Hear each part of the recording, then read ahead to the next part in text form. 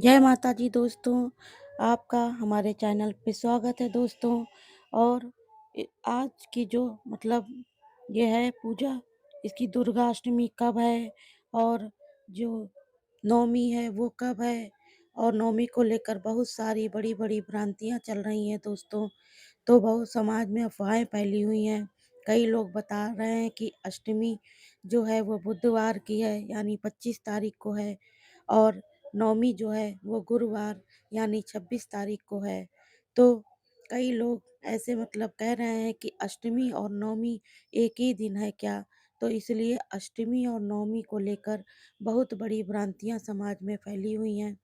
उसी का समाधान करने के लिए मैं आपको प्रयास कर रही हूँ कि चैत नवरात्रि की दुर्गा अष्टमी कब है, अष्टमी तिथि कब से प्रारंभ होगी और कब समाप्त होगी, महानिशा की पूजा कब की जाएगी, और दोस्तों नवमी जो है वो कब है, नवमी तिथि कब से प्रारंभ होकर कब समाप्त होगी। तो नवरात्रि का हवन जो है वो किस दिन होगा और किस तारीख किस तिथि में किया जाएगा, कन्या पूजन कब है किया जाएगा, महानिशा की पूजा कब होगी, ये बहुत सारी महिलाएं सुहाग कब चढ़ाएंगी और सुहाग कब लेंगी। तो संपूर्ण जानकारी आपको इसी वीडियो के माध्यम से प्राप्त हो जाएगी दोस्तों। जो लोग चैनल पे पहली बार आए, अभी तक चैनल को सब्सक्राइब नहीं किया है, तो ऐसे उत्तम जानकारी प्राप्त करने के लिए आप सभी चैनल को सब्सक्राइब कर लें दोस्तों। और अब बात करते हैं वीडियो को, कि आगे तक जरूर देखिएगा दोस्तों। नवरात्रि का प्रारंभ परिवार से ही हुआ है, अर्थात गुरुवार 19 मार्च को हुआ है प्र- प्रारंभ हुआ है, और नवमी को नवरात्रि जो है वो समाप्त हो जाती है। 10वीं को नवरात्रि का विसर्जन हो जाता है दोस्तों। लेकिन जो नवरात्रि का प्राण कहा गया है वह होती है अष्टमी। तो जो लोग दो व्रत रखते हैं, परिवा और अष्टमी, यानी पहला और आखिरी, अर्थात परिवा और अष्टमी जो लोग रखते हैं वो चढ़ती और उतरती व्रत उसको कहते हैं। आखिरी बात वही है कि परिवा और अष्टमी दो व्रत करते हैं। बाकी कुछ लोग ऐसे होते हैं जो अधिकतर लोग 9 दिन का व्रत करते हैं। तो नवमी जो है वह माता का अंतिम दिन होता है दोस्तों, और 10वीं को विसर्जन होता है। लेकिन अष्टमी का लोग व्रत करते हैं। अष्टमी को महानिशा की पूजा की जाती है। तो अष्टमी जो है वो महिलाएं उसको सुहाग भी चढ़ाती हैं और माँ से सुहाग लेती हैं। अष्टमी को ही माता महागौरी की जो पूजा की जाती है, सौभाग्यदायिनी है। जो कुंवारी कन्याओं को सुंदर वर प्राप्त करने वाली ये माता आशीर्वाद महागौरी ही है। और महानिशा की पूजा तो कहना ही क्या है दोस्तों। बंगाल, उड़ीसा और बहुत से क्षेत्रों में महानिशा महाकाली पूजा नाम से आता है, क्योंकि रात्रि के मध्य में, जिस रात्रि के मध्य में अष्टमी तिथि हो उसी दिन महानिशा की पूजा की जाती है दोस्तों। तंत्र मंत्र क्रियाएं साधनाएं इसमें सफल होती हैं। अब हम जान रहे हैं दोस्तों कि अष्टमी तिथि कब से प्रारंभ हो रही है और कब समाप्त हो रही है। तो ध्यान दीजिएगा दोस्तों, बुधवार 25 मार्च को अष्टमी तिथि प्रारंभ हो रही है, और शाम को 4:28 पर जो अगले दिन अर्थात गुरुवार 26 मार्च को दिन में 2:10 पर यह अष्टमी तिथि रहेगी। 2:10 तक अष्टमी तिथि रहेगी। अर्थात अष्टमी का व्रत जो है, अष्टमी का जो पूजन है वो गुरुवार 26 मार्च को किया जाएगा। लेकिन जो महानिशा की पूजा करेंगे वह 26 मार्च यानी गुरुवार को नहीं करेंगे, क्योंकि इस दि, इस दिन में 2:10 पर जो अष्टमी है वो समाप्त हो जाएगी। रात्रि में आपको अष्टमी नहीं मिलेगी। तो महानिशा की जो पूजा करते हैं वो बुधवार 25 मार्च को रात्रि में महानिशा की पूजा करेंगे। बुधवार 25 मार्च को।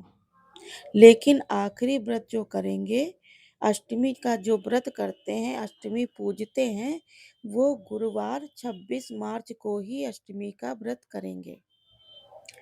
अब बात करते हैं कि नवमी पूजन की। तो नवमी तिथि कब से प्रारंभ हो रही है? नवमी तिथि जो है वो 26 मार्च को दिन में 2:10 से लेकर अगले दिन शुक्रवार यानी 27 मार्च को दिन में 12:02 तक नवमी तिथि रहेगी दोस्तों।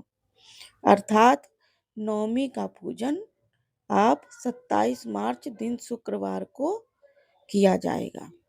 जो लोग नवमी पूजते हैं, नवमी पूजन करते हैं, वह शुक्रवार यानी 27 मार्च को ही नवमी का पूजन करेंगे।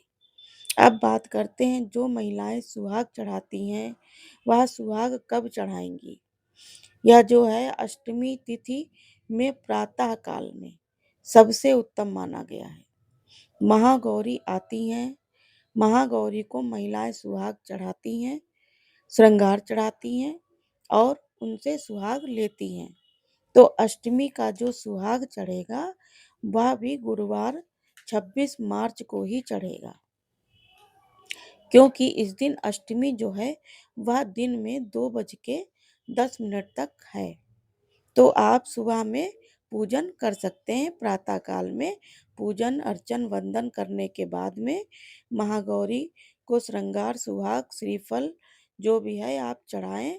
और विस्तार से आपको अगले वीडियो में बताऊंगा। गुरुवार 26 मार्च को श्रृंगार चढ़ाना है, सुहाग चढ़ाना है और सुहागिन महिलाओं को माता गौरी से इसी दिन सुहाग लेकर अपनी मांग में लगाना है, अखंड सौभाग्य की कामना करना है। और जो नवरात्रि के पहले मैंने आपको बताया था कि पूरे नवरात्रि में सिंदूर सुहाग मत लीजिएगा, बताया था कि 16 श्रृंगार करके पूजन करिएगा, परंतु माता से सुहाग मत लीजिएगा, क्योंकि अष्टमी जब महागौरी आती हैं उनसे ही आपको सुहाग लेना है, उनसे ही सिंदूर लगाना है। और यही महागौरी हैं जो गुरुवार 26 मार्च को आ रही हैं। तो जितने भी सुहागन महिलाएं हैं इसी दिन माँ को श्रृंगार सुहाग अर्पित करेंगे और इसी दिन आप जो हैं वो अपनी मांग में सुहाग लेकर मतलब धारण करेंगी, अपने अखंड सौभाग्य की कामना करेंगे। इस दिन प्रत्येक महिलाएं, चाहे कन्या हो महिला हो, सभी लोग जो हैं माँ को श्रृंगार अर्पित करना चाहिए, सुहाग चढ़ाना चाहिए। और अब बात करते हैं कि नवरात्रि में हवन कब करना चाहिए। तो हवन अष्टमी से ही प्रारंभ हो जाता है दोस्तों। अष्टमी को हवन करिए, नवमी को हवन करिए, इसमें कोई जो संदेह मत करिएगा। अष्टमी से ही हवन प्रारंभ होता है और अष्टमी नवमी दोनों दिन हवन होता है। तो जिस दिन आपको सुलभ लगे आप उस दिन हवन कर लीजिएगा। कन्या पूजन है तो गुरुदेव कहते थे कि नवरात्रि को 9 दिनों में किसी भी दिन आप जिस समय आपको सुलभ लगे अच्छा लगे उस दिन आपको कन्याएं मिल जाए। छोटी छोटी 9 कन्याएं यानी 9 साल के अंदर की कन्याओं को सम्मान के साथ लाकर उनके हाथ पैर धुलवाकर टीका बंधन करके उनको भोजन खिलाना चाहिए और उनकी विदाई करना चाहिए। तो नवरात्रि में 9 दिन आपको मिल जाएंगे। तो लेकिन जो समाज का प्रचलन है वह अष्टमी और नवमी को ही माना जाता है कि अष्टमी कन्या पूजन करते हैं और फिर नवमी को बाकी आप नवरात्रि के किसी भी दिन 9 कन्याओं का पूजन करना सकते हैं। लेकिन समाज की प्रथा है कि पहले हवन करेंगे फिर कन्या पूजन करेंगे, परंतु ऐसा नहीं है। हवन से कन्या पूजन का कोई लिंक नहीं है, कोई लेना देना नहीं है। हवन अपनी जगह है, कन्या पूजन अपनी जगह है। नवरात्रि के 9 दिन में आपको कन्या पूजन करना है। माँ के स्वरूप 9 है, माँ दुर्गा के 9 स्वरूप और इन्हीं 9 कन्याओं को नवदुर्गा रूप में देखा जाता है।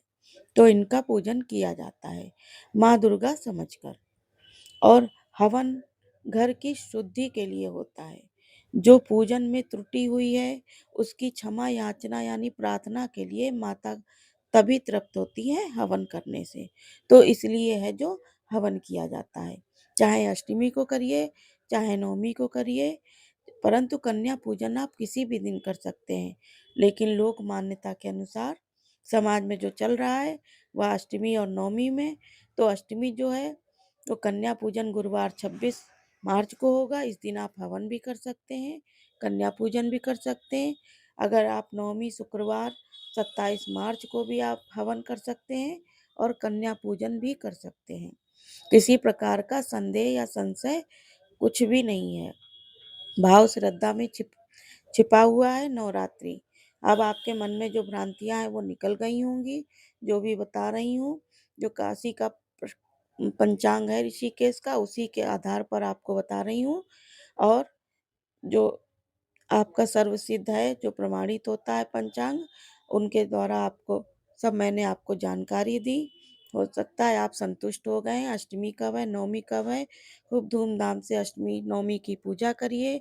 नवरात्रि की ढेर सारी शुभकामनाएं। माता रानी आप सबके ऊपर अपनी कृपा बनाए रखें। वीडियो को लाइक करिएगा और चैनल को सब्सक्राइब करिएगा। धन्यवाद दोस्तों।